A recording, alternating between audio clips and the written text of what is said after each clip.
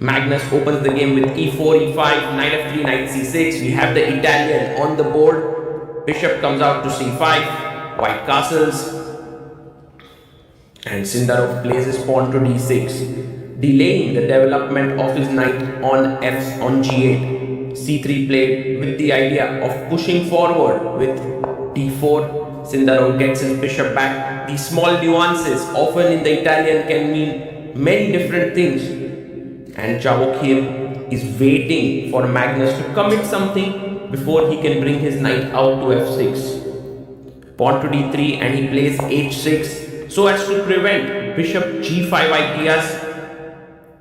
And I think black has perhaps gotten the setup that he wanted, and next move can bring his knight out to f6. You can see Magnus being slightly perplexed by Javokhir Sindarov's choice. He's taking his time. a4, a5 is not yet possible. The square is well controlled, and so you can bring your knight out, and that's what Sindarov does. Knight to f6.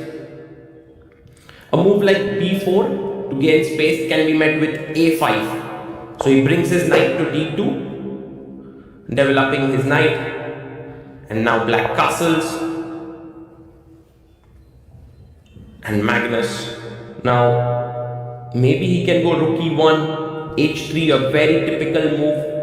Rook e1 makes space for the knight to come to f1 to g3. You have maybe b4. These are all the possible moves in the position. He goes pawn to h3, stopping the bishop from coming to g4.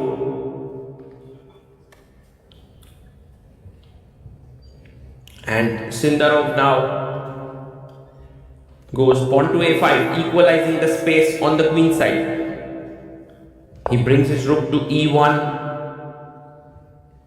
Magnus playing this very steadily. Javokhir plays bishop e6. He's like, Magnus, if you want to take, and then the f file opens up. But Magnus has ideas of knight c4 and queen b3, putting pressure here and on the queen side. So perhaps taking this might not be such a bad idea.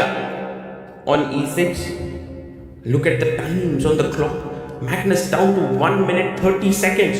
Sindarov has 2 minutes 26 seconds.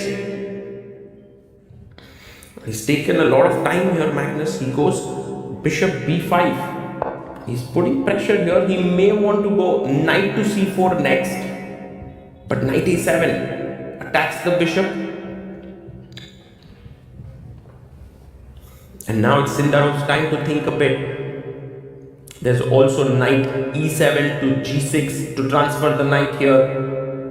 I think black's position looks comfortable here, but he goes knight a7, and Magnus comes back, knight c6, bishop b5, and Magnus says, no draw, I want to fight on. I want to fight on, and that's logical, because now take, and there's this very interesting move, queen e8, attacking the b5 pawn. He does take, and ab5 is on the board. 1 minute 28 seconds for Magnus, 1 minute 40 seconds for Sindarov, counting down. He plays his rook to e8,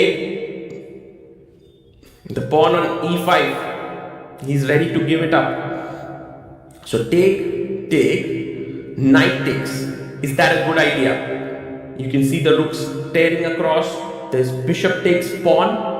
If you take here rook e5, black would be more than happy, but then knight c4 attacking the bishop, defending the knight, the queens looking at each other. It's quite a complex position, this rook e8. And Magnus has to decide whether he wants to push forward with d5 take here, because d5 bishop d7 is something that black would be very happy with, this structure. So, and Magnus is going for it. He's down to 45 seconds. This game somehow, he's not flowing. He's taking too much time. He's down to 38 seconds. He takes on e5, takes here. He just wants to be sure that taking this pawn is not a bad move. It's down to 30 seconds now. Takes, bishop h3 on the board, and knight c4 has been played. Queen takes queen, rook takes, and the bishop comes back to e6. At this point, Magnus is a pawn up. If you count the pawns, no, actually it's equal number of pawns. He's not a pawn up anymore, but he does feel that he has a small edge, considering that these pawns are a bit weak. Bishop b3 played, attacking the knight here. The bishop comes to f4, and something like knight h5 will be met with bishop h2 because the bishop can control the knight.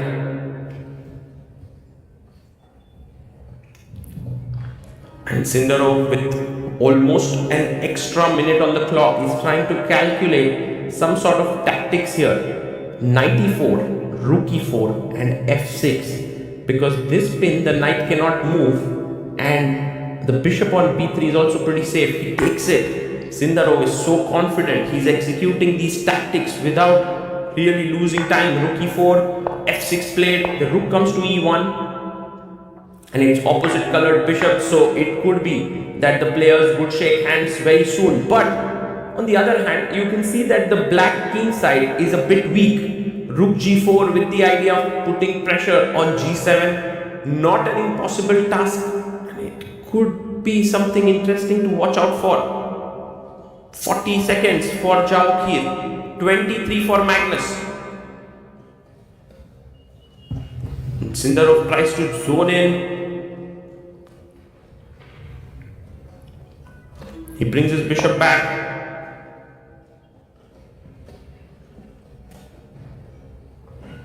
And rook comes back to e3. The rook wants to swing over. Bishop c4. He takes the pawn. Rook e7 play. Now the g7 pawn is under a lot of pressure. So although Sindarov is a pawn up, his b6 pawn is under pressure. His g7 pawn is under pressure. And now he's also below on the clock. King f8 takes the rook. These are the positions I would be seriously afraid of when facing Magnus. He's so good. Rook takes, rook b7, equalizing the number of pawns. But now b6 is hanging, bishop g7 and h6, g5. And Sindarov has just 6 seconds left on the clock. He goes bishop c6. Pretty sure that very few players in the world can hold this position against Magnus Carlsen, the maestro of endgames. b3 played. And now king comes up to f7. He goes rook a6, bishop d5, lovely move. If you take on a5, I'll take on b3. Check, rook back, takes the pawn, bishop b3. He also takes the pawn, king h2. Still an extra pawn here for Magnus.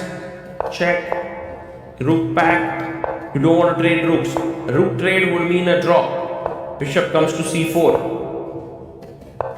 bd3, and Magnus is thinking about trying to push the pawn. And he gets it rolling. Bishop e4. And now pawn to c5. h5. Sindarov trying to push his king side pawns and create some play. h4 play. And you can see the c6 pawn has been well blockaded by both his pieces. g4 on the board. Is Sindarov going to somehow put so much pressure on Magnus? He finds g3. Wow. Giving up another pawn. Pawn takes pawn. Takes with a check. Takes here. Rook g6 found. And now there's a pin here, bishop takes g2, and you can see many top players turning their attention to this game. Sindarov somehow managing to hold on there, exchanging all the king side pawns. Bishop c6, king comes to f5. Bishop b5, Magnus brings his king in. Oh, his king almost flies, but this time he was able to catch it. King c4. He's going the other way with his king here. Rook f6. Is there a way there though? Bishop comes and defends the pawn. King goes to a5. This is looking really dangerous for Sindarov. He goes backwards. Bishop comes to g3, threatening a check to win the bishop, but Sindarov blocks it. King b6, check. King c7. He comes in with a check, and now rook moves to the 7th rank here. Rook g7, gives another check, bishop c6. The speed at which Sindarov is playing is so insane. 10 seconds on the clock. And rook h3. King comes in. And actually it's black who's now very solid on the light squares. And this cannot be winning now for white. Sindarov just has to be very careful here. The king comes back to a6, trying to threaten a check here. And Magnus brings his bishop here, threatening again a check. Bishop blocks. Rook b2. Bishop d5 comes in, king b6 play. And now rook attacks the bishop comes up, and rook e3 with the idea of rook b3 check. He goes rook b4, but now it's a rook trade and a draw is agreed. What a game here by both the players, and Sindarov instantly tells Magnus that in this position, after bishop b5, a b5, he should have played queen d7, because b5 there is bishop h3.